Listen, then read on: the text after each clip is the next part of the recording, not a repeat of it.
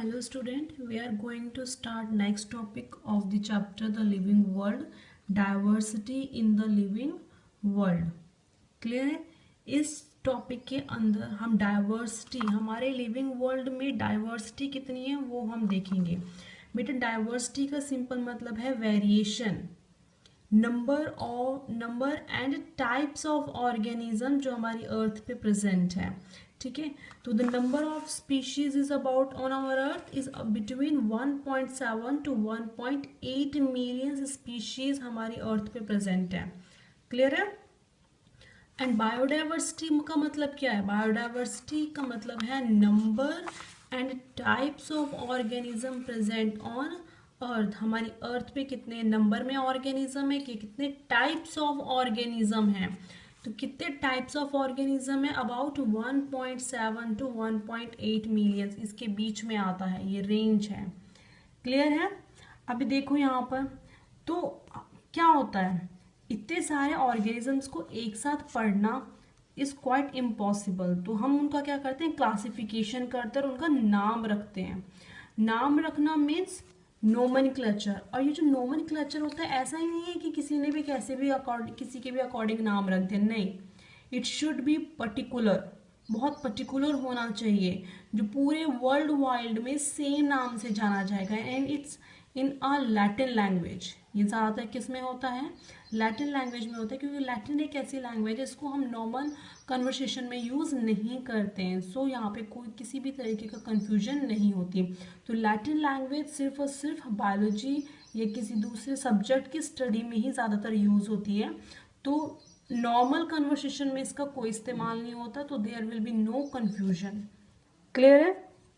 तो नोमेनक्लेचर में हम क्या करते हैं कि naming of living organism such a particular organism, तो उसी नाम से वो all over the world recognise किया जाता है। क्लियर है? समझ में आ गया है? तो नोमेनक्लेचर और नेमिंग इज ओनली पॉसिबल। तो नोमेनक्लेचर कैसे पॉसिबल है? ऐसा नहीं है अब नोमेनक्लेचर लैटिन में करना है तो कुछ भी नाम रख देंगे, नहीं। सबसे पहले हमें उस इंडिविजुअल को आइडेंटिफाई करना पड़ेगा और वो किस कैटेगरी में से बिलोंग करता है, किस फैमिली से बिलोंग करता है, वो भी हमने देखना पड़ेगा।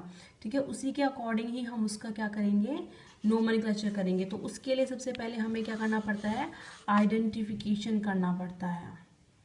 ठीक है, समझ में आ गई है बात यहाँ तक? अभी देखो, हेयर आर एनिमल नेम। अगर हमें किसी एनिमल का नाम रखना है तो वो किसके अंडर में आएगा? एनिमल टैक्सोनॉमिस्ट के अंडर में आएगा। ठीक है, तो एनिमल टैक्सोनॉमिस्ट क्या कहेंगे, involves international code of zoological nomenclature. तो उन्होंने क्या इन्वॉल्व किया है, international code of zoological nomenclature. जू मतलब कि अगर हमें किसी एनिमल की टैक्सोनॉमी रखनी है तो, ठीक है। और अगर हमें किसी प्लांट्स की टैक्सोनॉमी रखनी है, for the plant we have international code of botanical nomenclature. तो this is for plants nomenclature and this is for animals. Clear है? चलिए, तो जो भी नाम रखते हैं, जो हमारे बायोलॉजिस्ट हैं नाम रखते हैं, तो वो किसके अकॉर्डिंग होता है?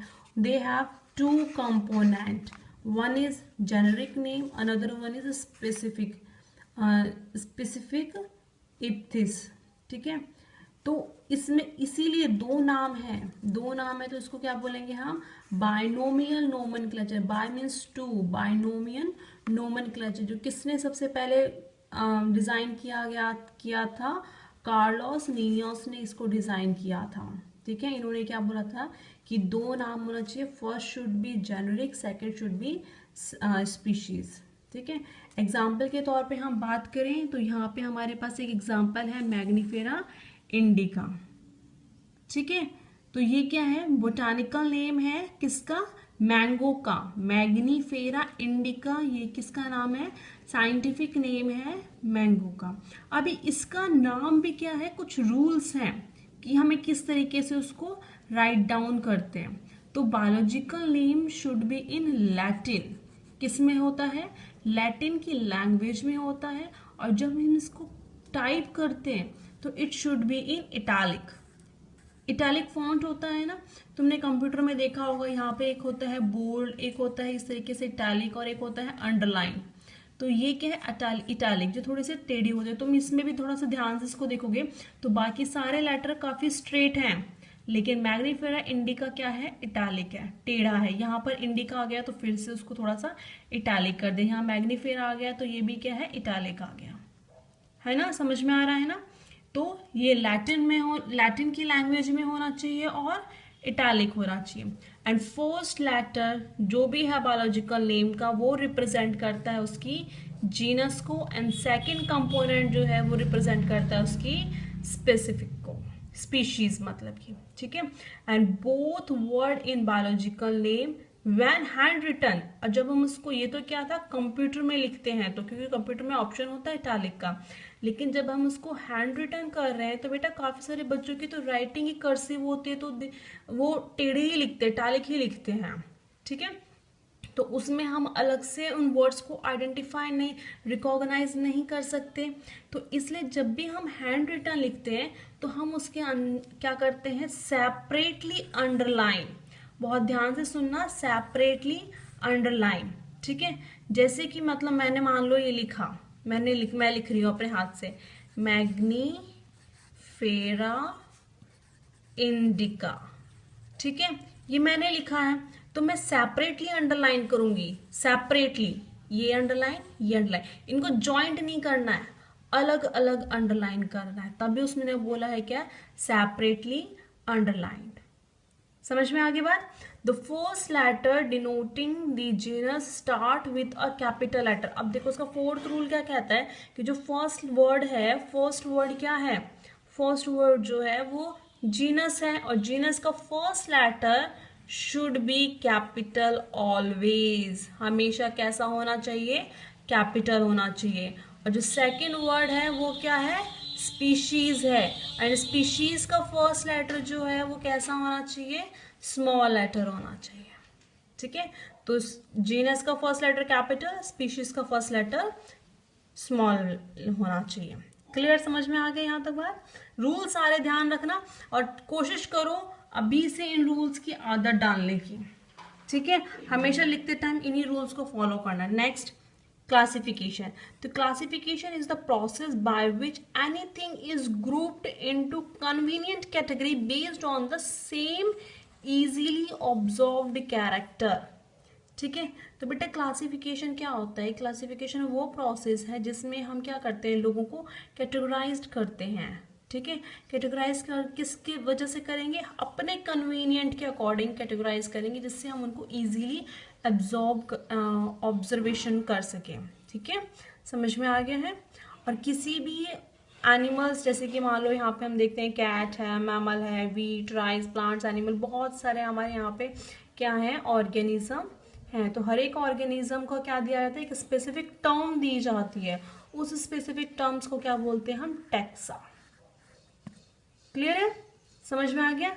And be all living organism can be classified into different taxa, and उसी प्रोसेस ऑफ क्लासिफिकेशन को क्या बोलते हैं हम, टैक्सोनॉमी। एंड इस टैक्सोनॉमी के अंदर हमारा एक्सटर्नल एंड इंटरनल स्ट्रक्चर दोनों आता है। हम किसी भी ऑर्गेनिज्म का जब नाम रख रहे हैं, क्लासिफिकेशन कर रहे हैं, जैसे मान लो हम लोग किसी जंगल में गए, वहाँ पे हमने बहुत सारे ऑर्गेनिज्म देखे, फ्रॉग भी है, और रेप्टाइल्स भी हैं, मैमल्स भी हैं, तो हम उनको किस तरीके से क्लासीफाई करेंगे, कुछ तो फीचर्स हम उसमें देखेंगे ना, क्यों, और कौन कौन से फीचर्स देखेंगे बेटा, हम उनका एक्सटर्नल अपीयरेंस देखेंगे, हम उनकी इंटरनल अपीयरेंस देखेंगे कि वो बाहर से किसके साथ रिजेंबल कर रहे हैं, इंटरनल स्ट्रक्चर क्या है उनका, उनके सेल जो है उसका स्ट्रक्चर क्या है, उनका डेवलपमेंट कैसा है, डेवलपमेंटल प्रोसेस कैसा है उनका, ठीक है, इकोलॉजिकल इंफॉर्मेशन क्या है उन ऑर्गेनिजम्स की, और मॉडर्न टैक्सोनॉमी स्टडी। तो ये सारी चीज़ें हम कैटेगरीज उसमें ध्यान देंगे, तभी जा करके हम किसी ऑर्गेनिज्म का क्या करेंगे, क्लासिफिकेशन करेंगे, ठीक है, समझ में आ गया। तो human being where sings not long or not only interested in knowing more about different kind of organism and their diversity but also the relationship among them। देखो ह्यूमन बींग्स जो है ना, वो सिर्फ इसमें इंटरेस्टेड नहीं है कि हमारी अर्थ पे कितने ऑर्गेनिज्म हैं, कौन कौन से ऑर्गेनिज्म हैं, सिर्फ उनकी स्टडी में इंटरेस्टेड नहीं है, उनकी रिलेशनशिप में भी इंटरेस्टेड है, मीन्स कौन सा ऑर्गेनिज्म किस ऑर्गेनिज्म से इवॉल्व हुआ है, ठीक है, इवोल्यूशन रिलेशनशिप में भी इंटरेस्टेड है, ठीक है। और इसी टर्म को लैटिन में क्या बोलते हैं, हम क्या बोलते हैं, सिस्टमैटिक्स, ठीक है। इसी वजह से ये जो इसी मतलब इसी स्टडी को, इसी ब्रांच ऑफ स्टडी को क्या बोलेंगे हम, सिस्टमैटिक। क्योंकि सिस्टमैटिक नाम क्यों आया, क्योंकि एक लैटिन में वर्ड है सिस्टमा, जिसका मतलब क्या होता है, अरेंजमेंट ऑफ ऑर्गेनिज्म, ठीक है। क्या है उसका मतलब, अरेंजमेंट ऑफ ऑर्गेनिज्म, क्लियर है। तो जो हमारे लिनियस कार्लोस थे, उन्होंने अपनी जो पब्लिकेशंस थी, जो साइंटिस्ट होते हैं वो कुछ भी चीज़ ऑब्जर्व करते हैं ना, तो आफ्टर ऑब्जर्वेशन वो एक पेपर पब्लिश करते हैं जो सबको बता सके कि मैंने ये चीज़ जो है वो एनालाइज करी है, ठीक है। तो अपनी ऑब्जर्वेशन को उन्होंने टाइटल जो दिया था, उनकी ऑब्जर्वेशन का टाइटल क्या था, सिस्टमा न्यूट्रिया, ठीक है। तो ये उनकी क्या थी, ऑब्जर्वेशन का टाइटल था, क्लियर। जिसमें उन्होंने क्या क्या इंक्लूड किया था, आइडेंटिफिकेशन बताई थी कि हमें ऑर्गेनिज्म की आइडेंटिफिकेशन कैसे करनी चाहिए, नोमेनक्लेचर के बारे में बताया था, क्लासिफिकेशन के बारे में बोला था, और along with these points he also discussed the evolutionary relationship between organisms के बीच में evolutionary relationship भी बताई थी, ठीक है। समझ में आ गया है ये सारे पॉइंट्स, गुड।